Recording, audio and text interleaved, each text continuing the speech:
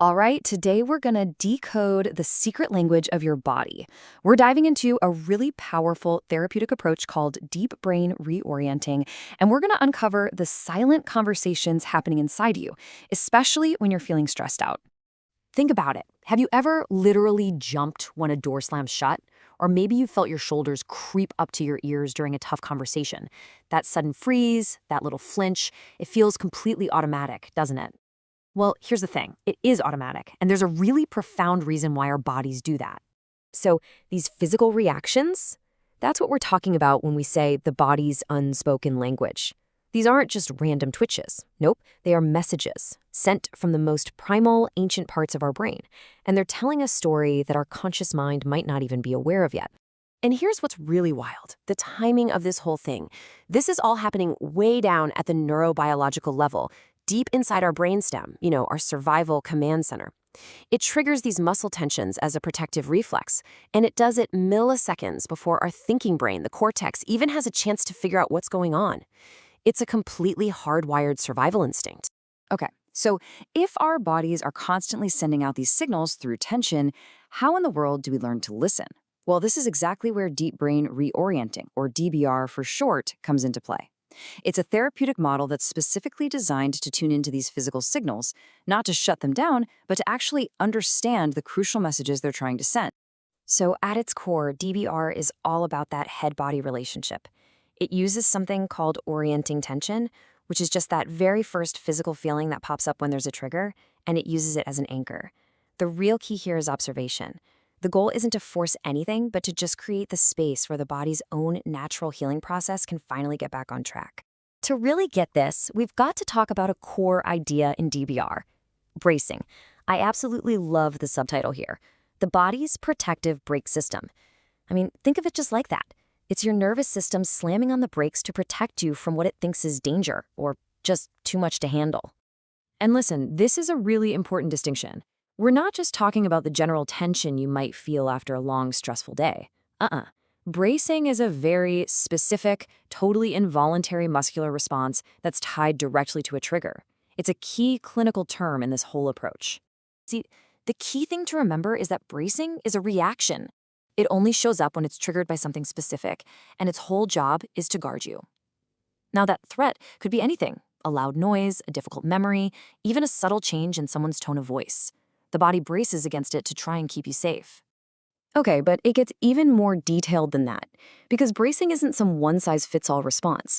The body actually has a whole vocabulary of bracing patterns, and each one tells a different story about the kind of threat it's sensing. Just look at the difference here. It's fascinating. Bracing against a sudden shock, that often looks like a recoil. The head jerks back, shoulders shoot up towards the ears. But bracing against pain, especially emotional pain, can look totally different. It's more of an upright, contained, almost rigid holding pattern designed to hide the pain and keep it all together. The body's response is so perfectly tailored to the trigger. Yeah, get this. The source material actually lays out 7 primary patterns of bracing. We're talking distinct physical responses for shock, for pain, for blocking emotions like fear or rage, and even for bracing against the body's own defensive actions, like the urge to fight or run. Being able to spot these patterns is everything. So this brings up a huge question, right? If bracing is a brake that's stuck on, creating a kind of roadblock in our system, how do you gently release it? Well, that's where a technique called the interweave comes in. I want to pull a quote directly from the source here.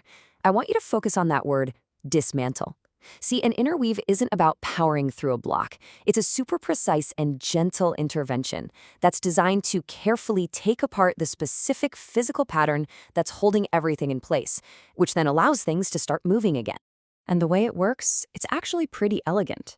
It all starts with really careful observation to pinpoint the exact bracing pattern. Then, a precise intervention is designed specifically for that one pattern. The goal is to gently dismantle that involuntary holding, and then, and this is the most important part, simply allow the brain's natural processing to come back online. You're just removing the obstacle. You're not forcing the outcome. But none of this is possible without one foundational skill: observation. The ability to see these super subtle, sometimes complex, and often really fast movement patterns in the head-body relationship, that is the absolute bedrock of this entire approach. And it's pretty cool. The source material actually gives a big shout out to the Alexander technique, which is another practice focused on posture and movement, for helping to really sharpen these crucial observational skills. It just shows you how DBR is built on this really rich history of somatic awareness and understanding that deep, deep link between our mind and our body. So, what's the big takeaway from all this for you? Well, first, remember your body is always talking. That little bit of tension in your neck or your jaw isn't random, it's a signal. Second, these physical tensions can literally be a map that points you toward unresolved stuff. And finally, just paying mindful attention, observing yourself without judgment, is an incredibly powerful tool for your own self-awareness and healing. And that brings us right here to our final thought. As we wrap up this explainer, I'm just going to leave you with this one question to think about. Just for a second, take a breath and really tune in. What is your body trying to tell you right now?